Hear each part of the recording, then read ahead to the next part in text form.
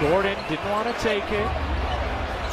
10 to shoot. Another touch here for Jokic. Brown will fire. It's hit!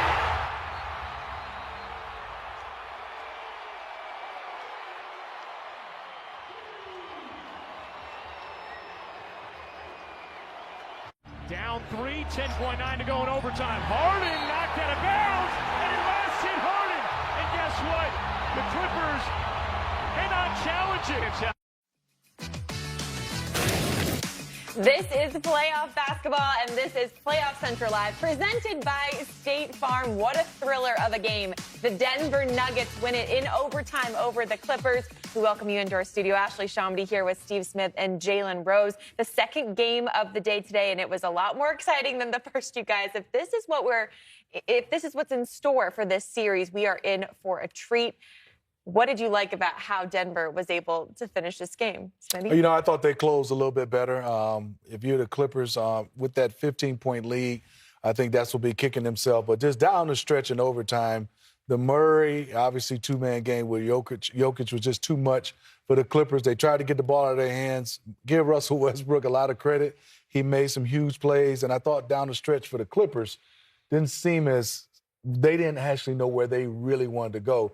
Everybody in Denver, we all knew where they were going with the Nuggets with that two-man game. So for the Clippers, they're still trying to integrate Kawhi back in, and Kawhi's a guy that likes to ISO. However, the Zubac Harden pick and roll was working really well for them, and they got away from it. Then they got away from feeding Zubac, who's having a really good season, and then Harden started to take over, started to get to his left hand. He got a couple of layups, a couple of finishes. But Kawhi's late turnover, Harden's late turnover, cost them. But on the other side, they did a great job of multiple players making big threes at different times. Murray hit a couple, Brown hit one, Aaron Gordon hit one, and they just found ways to keep feeding off the crowd and get the win. A lead is never safe, especially in the playoffs. The Clippers controlled for the most of this game, except in the first for the Denver Nuggets, and then way late in the game in the fourth quarter, the Denver Nuggets were able to get a lead then. But 20-plus points for three players on both sides, definitely balanced scoring by everyone, contributing. But this is just game one, and it felt like a game 7 out there, you guys. And obviously Russell Westbrook playing his former team, the storylines were unfolding, and you could just see the emotion and the effort in a playoff game with this one. It is. I mean, before we even get into break it down, Jalen, Ashley, I want to say thank you to both teams because they both came out and played extremely hard. Yeah. It was fun to watch. The playoff atmosphere, the attention to detail, the effort in this game. Somebody had to win, somebody had to lose, but it came down to two teams really going after each other. I mean, the 50-50 balls, the plays. I love the way both teams competed in this game, Jalen. I used to use this term to describe myself growing up, but it applies to Russell Westbrook. He has irrational confidence. Okay. And that's a gift and a curse for his game because you know you're going to get the effort, but you don't know when he's going to make that play that keeps both teams in the game.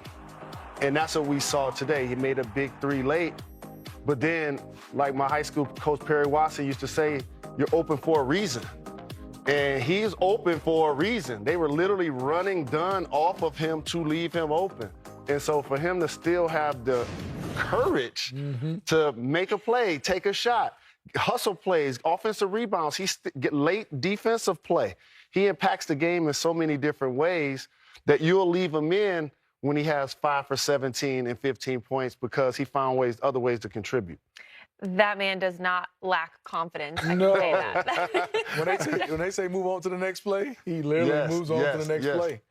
What about guys like Jamal Murray? I mean, a lot of people are saying, we want to make sure we see playoff Murray, and, even Aaron Gordon, what they were able to contribute today. That shows they have been together so long. Yeah. The communication was there, especially on the offensive end. When I mean by communication, they don't even have to talk to each other. They know where they're supposed to be. They know where they need to cut. I'm impressed. Jalen hit it. Christian Brown has played some major minutes. He's definitely improved. I like what they did. I mean, the Clippers are still finding their way, but if you're the Nuggets, you're worried about game 2, just the way the Clippers played in this game 1. So this is going to be a fantastic series. I really think when you look at it, they might have to play a little bit bigger, the Clippers, because once Zubac shows on the ball and then they leave Aaron Gordon behind him, they might have to play a platoon a little bit more. Yeah, because Gordon is so athletic and so physically gifted that once he catches the basketball around the hoop and Zubac's not in the game, he's finishing basically over everyone. But you talked about this group being together for a while and winning the championship. The first person's locker that they should be at right now is Michael Porter Jr.'s. You gotta go put your arm around him, let him know that you didn't play, late in the game, and we found a way to get it done. Because if you don't win the game and you don't put him back in, then you got a disgruntled player. He's just a human being, right? And so he's thinking, I helped this team win a championship. Russ is doing some great plays, but he's also struggling some. So when you don't put me back in overtime, he's thinking, y'all better win this game. We better win this game. So I'm happy for the Nuggets that they found a way to close the deal at home. Russell Westbrook made that huge three. Christian Brown made that huge three for the Clippers, though. What really sticks out when I look at this box score, 20 turnovers for 29 points. I mean, that just cannot happen in any game, but let alone in a best-of-7 series. What do you attribute to just all the turnovers? Was it just sloppy play all around? Well, it was. I mean, I think the ball is in James Harden's hands so much, and he only had 2. The guy who turns it over the most is Kawhi Leonard.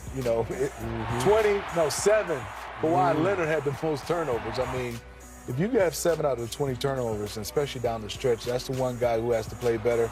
And we know Kawhi will, but in this game, he has to take the blame of that many turnovers, having 7 for a guy who doesn't handle the basketball. So Kawhi is the one, if you start to circle. Turnovers, nobody else had more than 2 except him and Norman Powell. And also, and Powell had 4. But also for the Clippers, they now have to reconfigure Powell's offense. He was an all-star caliber player. Without Kawhi, he was averaging over 20 points. Now he's still trying to figure his shots out, figure his opportunities out. They're going to need his offense. Do we need to see more from the Clippers bench? You had Nicholas Batum with 9 points, Derrick Jones Jr., but Bogdanovich, Simmons, they both got into foul trouble. A lot of the team obviously got into some foul trouble. James Harden with those 4 in the third quarter. But do we need to see more from the bench in order for them to win? Well, you would love to. I mean, Ben Simmons, you love him, and I think Nicholas Batum. But Derrick Jones Jr., I think is another guy get more aggressive. You definitely want more from your bench. But this looks like both teams are going to go 5 or 6 guys deep. So I think for me is Clippers, you only lost a game by 2. So you don't panic. And that was the one game they won. The game 2 is going to be very hard for the Nuggets if the Clippers keep this type of pressure on.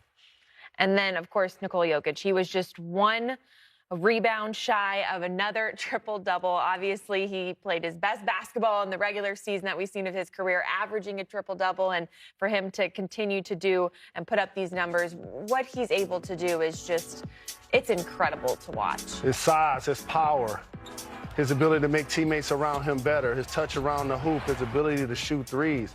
And also, even being a big guy, this gets underrated.